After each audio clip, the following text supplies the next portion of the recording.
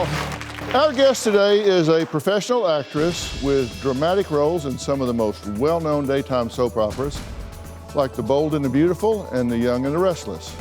But Tracy's real drama has always been off-screen. She wrote in desperately looking for help for her mother, Robin, who is a compulsive hoarder with a house so cluttered with animals and junk that she has to shower outside. Now, Robin's on the verge of eviction by the sheriff, but she still hasn't packed a single thing, and filmed this little sample of her current living conditions. Take a look. This is what should be the kitchen. A lot of this is stuff that we pulled out of bedrooms.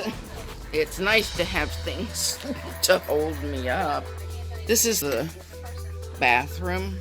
To see this is just horrifying to me. Just horrifying. You know, I want it to be horrifying, and when she comes out here and sees her life on these big screens, sometimes it can be a real wake-up call. Now, Tracy says she's kept her mother's dirty little secret for a long time, and dirty is not a big enough word.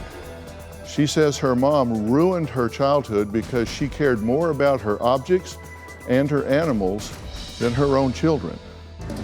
My mom has always been a hoarder. My mom's house is vile. She has a very hard time throwing things away, even trash. She'll hang on to newspapers, books, childhood toys. My mom is an animal hoarder as well. There's flies buzzing around. There's dog poop, cat poop. It's overwhelming. She has hoarded everything from chickens, horses, goats, tortoises, but mostly dogs and cats. So right now she is living with 6 dogs and 1 cat. My mom wasn't always around when we were kids. She was pretty absent.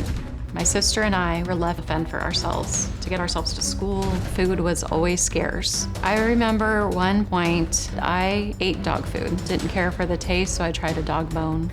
I always felt dirty, and I didn't want people physically close to me. My clothes smelt like my home. It was always embarrassing.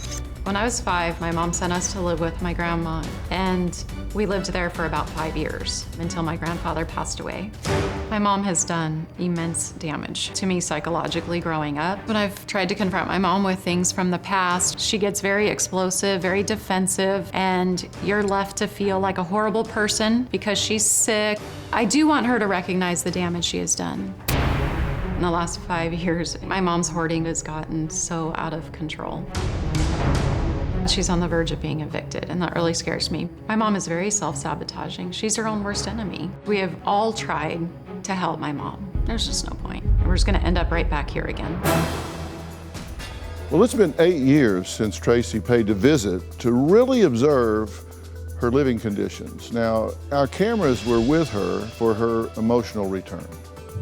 We're outside of my mom's house, and it's probably been about 8 years since I've been inside the house. The nose has a memory, I guess, because just starting to smell it as I walk in has a profound psychological effect on me. Here, let me sweep up. Yeah, the mask doesn't really help. Babies. All right, so this is the living room. There's actually furniture under here. There's a couch. This smell is pretty hard to bear right now. I just can't even describe it. Walking through is like an obstacle course. You cannot even go a step without stepping on something. I take you to the grocery store. Where are you putting groceries? Oh, dear God. I don't know even what to say. I know this isn't healthy. There's several times where we can't reach her because she'll lose her phone. Well, no wonder she loses her phone. How could you find anything in here? Oh, God.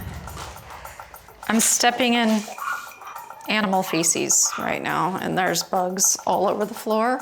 Apparently my mom rescued some chickens and let them live in here. I'm embarrassed. I feel somewhat guilty not doing anything sooner. Here's a movie I did, poster, randomly out here. It's always nice. She has to have these things and she won't let them go, but she doesn't treat them with any respect. It's very confusing. Everything just loses value and gets destroyed.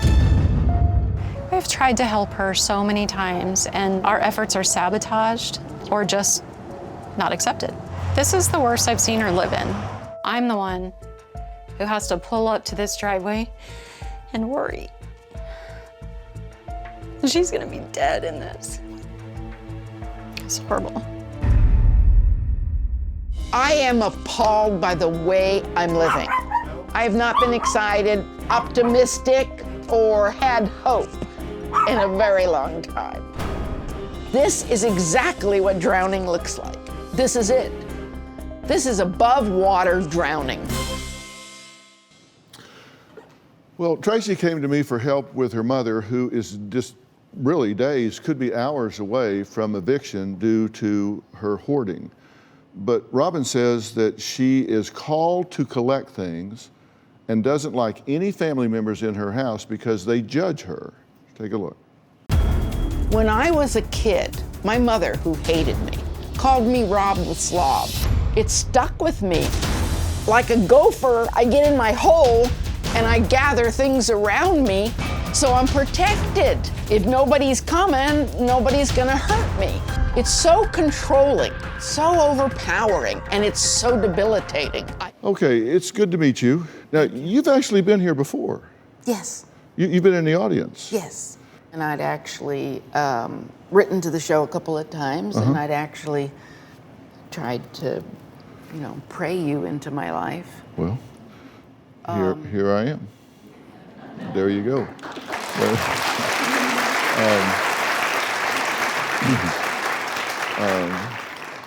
And let me tell you, I'm here because I want to help you. You don't like living this way. No. And you really bond with animals and things. Yes. Why? Well, there's animals have been the only place I've ever been safe. And that is no judgment, no ridicule, no disgust, no abuse, none of that. It's the only safe place I've had since a very small child. Okay, and you realize that that's what I refer to as relating down. You're not dealing at a peer level, you're relating to animals which make no demand of you. Right. As far as you don't have to have an intelligent conversation, you don't have to perform, you don't have to get dressed and go to dinner, you don't have to interact and problem solve, you don't have to, there's no demands on you and there's no risk. As long as you feed them, they're not going to reject you. Right. What is your connection to the objects that you collect? Well, it's not exactly a collection type of a thing. It's that from the time I was little, I wasn't allowed to have possessions. So anything you had, my mother would come in and go through your drawers and take stuff out, and you weren't allowed to have it. Everything I did was wrong. Everything I did resulted in some form of abuse, being yelled at, being smacked, being punished, be embarrassed and humiliated in front of friends. But the objects never rejected me. They never, I wasn't allowed to own myself. But you own these things. Well, which you weren't allowed to before. Correct. But now you can. Yeah. If you are evicted, and so you have to go to a smaller place and it is empty and clean, and there's none of this collection there and nowhere to put things, can you be okay with that? I've done it. Well, that's not what I asked you. Yeah, well, I was okay with it. That's not what I asked you. Okay, yeah, I can. You can be now. Yes. Because people are different at different times. I'm saying, can you now? That's the point. People are different at different times. There you go.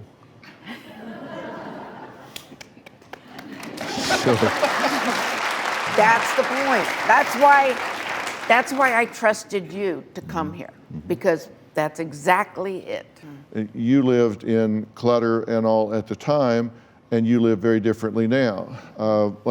And that's how I want you to be able to live. Here is a picture of Tracy's living room versus your living room. Mm-hmm. And here's a picture of Tracy's dining room versus your dining room.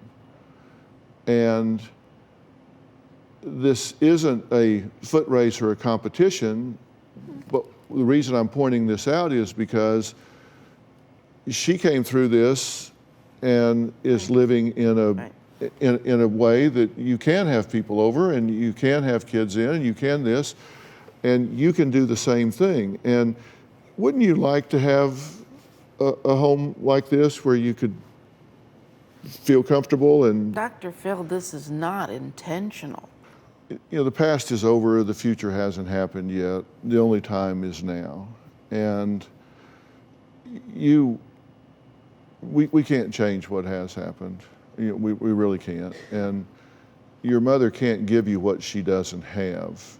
At this point, hoarding is a disorder. It's an anxiety-driven disorder, and it's described as a persistent difficulty discarding or parting with possessions due to a perceived need to save and/or the distress that's associated with discarding things.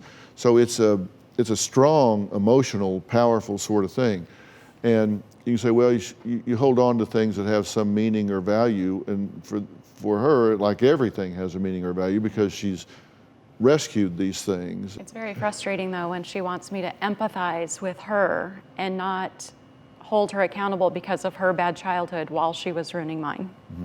And that's what's hard. And this is the whole point of this generational legacy of this gets passed on and on and on, and it has to stop at some place. And I can't change that for you today. That's what I mean when I say she can't give you what she doesn't have today, but she might be able to give it to you very soon if I do some things with and for her that will change her ability to empathize and see things through other people's eyes rather than be in survival mode. Mm-hmm. You're going to be out of this house very soon, like it or not. I do think you have a hoarding disorder, and everyone is different. They do it for different reasons in different ways.